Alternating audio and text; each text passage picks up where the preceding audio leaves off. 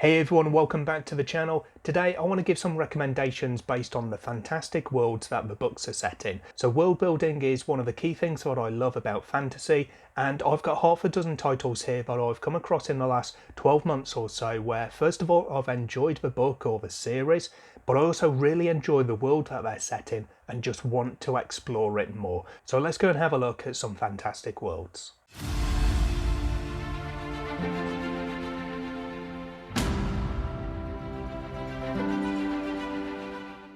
So I'm going to go through these titles in the random order that I've picked the books off my shelf, and the first one is Threadlight by Zach Argyle. Starting off with Voice of War, you've then got Stones of Light, and then the third book just released is Bonds of Chaos. Now a lot of people compare this to Mistworld for one very specific reason, and if you ask me, that's a bit silly because it is such a minute reason, and actually they're not even all that similar. So in here, one of the key things that I really love is the magic system, thread weaving itself. With this, the magic users, the thread weavers, have different coloured eyes, and there's two key powers that these people have. And one day I will remember which way around it is, or I'll check before I come to talk about it in a video, but I think it is blue eyes or sapphire eyes gives you the power to kind of push, and green eyes gives you the power essentially to pull. Now in Mistborn you have a series of magical powers, and two of those are push and pull. You consume the appropriate metal if you can use this power, and you'll be able to push or pull objects. So that's the kind of link that people point to here, but in Threadlight it is very different. So with thread weaving, rather than objects, it's more the people themselves. They have threads that essentially connect them to the earth or to the world, and they pull or push upon those threads. And the key examples that are really given, the ones where it's most notable, where you really tend to see it coming into play, is with jumping. So people who can push essentially will be able to push themselves off the ground and therefore jump great distances, or it works the other way as well. They can fall great distances and then push off the ground to slow their fall and land safely. With the pull, you can pull yourself up buildings, for instance, and you can have people running around cities, literally running up walls or jumping from rooftop to rooftop because they have these powers. And it's really interesting to see how they're used throughout the story. The world itself, I think, is a really nice fantasy world, and there's some great elements in there with regards to the different cities that you get. You've got nice forests and hidden forest kingdoms, in fact, and then you've also got things like chroma walls, which just add to the magic of this particular world. The series itself, Threadlight, is one of my favourites, and it's one that is definitely a bit underrated, probably only because it is a self-published series. But with the third book now released, I think a lot more people are going to start reading it, because we all know there are people out there who won't pick up a series until they know that it's been completed. So now that we've got to that point, I'm hoping that a lot more people are going to pick up Threadlight and enjoy it as much as I did. The second book I pulled off my shelves is Fire of the Forebears by L.A. Book. This is book one in Heritor's Helm. At the moment this is the only book in the series, although there are some short stories or novellas that are available for this world as well. I read this particular book for SPFBO 8 and I really had a good time with it and put it forward as my semi-finalist because of that good time that I had. In here you've got various things, and right from the start the world really jumps out to me because you have talking animals, and it kind of crept up on me. We have a man riding a bear, which isn't something that's necessarily uncommon. I've seen it in a few different series and it's pretty cool, but it's not a rarity. And then the bear starts to talk, and that just gives it a little bit of unique flavour. Again, talking animals aren't unique, but the way that they're done in this world, I just really enjoyed them. You've got various different names. It's a very well put together world with lots of kind of thought that's gone into it. There's a whole glossary on the author's website to help you get through various terms if you need them. But you have all these different creatures, and you've got almost mute ones as well. So you might have the talking bear and you'll have a non-talking bear who's just a regular bear that we would have in our world. So there's almost like a different class structure as well between these different kind of levels, if you like, of animals, the ones who can talk and the ones who can't.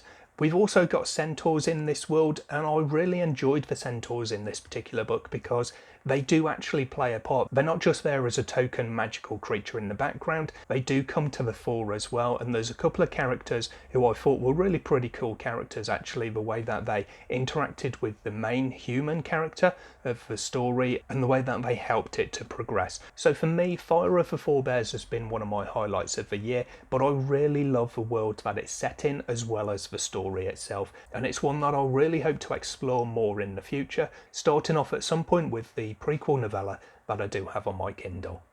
Next up is another one of my favourite books of the year. This one is The Iron Crown by L.L. McRae, book 1 in the Dragon Spirits. And again, although this is the only novel that's in the series at the moment, there is a prequel novella, The Citrine Key, that is also available, and the story in there really accompanies The Iron Crown very well. With this one, you've got, again, a really nice kind of classic feeling fantasy world, but there are some unique elements in it, and the series being called Dragon Spirits, that kind of tells you what one of those unique elements is. So I love dragons in fantasy, but I like it when they're reinvented a little bit as well, and that's what we get here. You've got dragons who can coalesce out of the air, basically. They are spirits. They are not corporeal, just standing around flying through the air all the time. They will literally just appear in front of you, developing and taking shape out of the mists themselves. You get various different dragons, and it depends on kind of where they are. So for instance, people might worship the water, and there'll be a water dragon within there. They'll be around the forest, and there'll be a forest dragon in there. If people don't worship them, if there's no shrines to them, people aren't thinking of them and keeping them in mind, they can literally die out. So that's an interesting take. I've seen it in a few different things with actual gods, but with dragon spirits, it's very much different, and I appreciate that. The dragons as well have the power to bless people, so you get people walking the world who have a very definite connection to these dragon spirits, and it gives them in some instances specific powers that they are able to use as well. So that's another interesting element that you do have to contend with some of the characters. As well as dragons, we also have various other creatures roaming the land in here as well, including griffins, and I think everyone likes a nice griffin at the moment. In here, I think they're really well done. I like the way that they're integrated into the story, and with both of them, the griffins, the dragons, and the characters themselves, because I really loved the story, I can't wait to dive back into this particular world. The next world I want to talk about could be found in the Tide Child trilogy by R.J. Barker. Starting with the Bone Ships, you then got the Call of the Bone Ships and the Bone Ships Wake. So this is another completed trilogy that's available for you to binge. This is a really interesting world. Again, we're talking dragons, you can see that on the cover, but once more, it's not just your average dragon. These ones are kind of sea dragons, really. You might call them more sea monsters, but because they are referred to as dragons, these kind of giant Archesians, you know that they're dragons. The only difference basically is that they're in the water rather than on the land or flying through the air. This is a really, really interesting world, and it's a very vividly painted one. A lot of it is kind of very subtle as well, so you can just pick up on little bits and pieces of the world building without actually realising what's going on and what the wider world looks like. This is a world with no wood. There's no trees really to speak of in this world. You have plant life, and included within that is kind of giant plant life, which take the form of trees almost, but they are not trees as we would know them. People don't cut them down and use the wood from them because you don't have that. They will use the stalks and they'll use the leaves to build things and to weave and things like that, but there are no wooden items. So you've got these giant ships that are made out of the bones of these dead dragons, these Archesians, and everything on these ships and everywhere else, I guess, is made from bone, is made from these plants, is made from potentially animals or birds at least, because I don't think there's too many animals that we come across in this world. But I like how you can read the book and potentially not even really notice that. I had several people who read this book around about the same time as me who didn't even realise that there were no trees and no wooden items in this world. It is kind of subtle, but it's also one that when you see it, you can't unsee it. It's so obvious, but it is something that we take for granted so much that you can also completely miss it. The world itself is also a very colourful world. You've got pink beaches and you've got these plants or vivid hues of greens and purples, and it sounds like a really psychedelic world to be able to see. The story in it's a nice interesting one with some great characters, some really weird creatures in here as well as they go along trying to complete the story and the character arcs, and it's right up there as one of the most unique worlds I've come across in fantasy. Next up we have the books in the Bloodsworn saga by John Gwynne, starting with The Shadow of the Gods. There's also then The Hunger of the Gods, and I think it's confirmed as a trilogy, so there'll be a third book coming later on to finish this one off. So I was always going to enjoy this series because John Gwynne is one of my favourite authors and I loved his Banished Lands. It's no secret that that's my number one favourite series, but I really enjoyed the world building that we got in the Bloodsworn as well. So this is a very Norse inspired setting. You've got essentially Vikings and longships, and you spend a lot of time in these warbands on these boats, either rowing the seas and the rivers or roaming the land on foot, looking for treasure and fame and glory. This is a world where the gods have pretty much left. They used to roam the land as these massive creatures who could transform into people essentially. So the gods could literally walk amongst you, or they could turn into their totem creature, as you see the dragon on the front, the wolf on the Hunger of the Gods, an absolutely massive creature that would strike fear into the heart of anybody. Where we are in the story though, the gods are no longer, they are all dead. There was a massive battle where they essentially wiped each other out. And what we are left with is kind of the remnants of the gods' power. So you've got these warbands who will roam around trying to find artifacts of the gods because of the power that remains in them. As well as that, there are also people who have the blood of the gods within them, and they will have certain traits of that particular god as a result.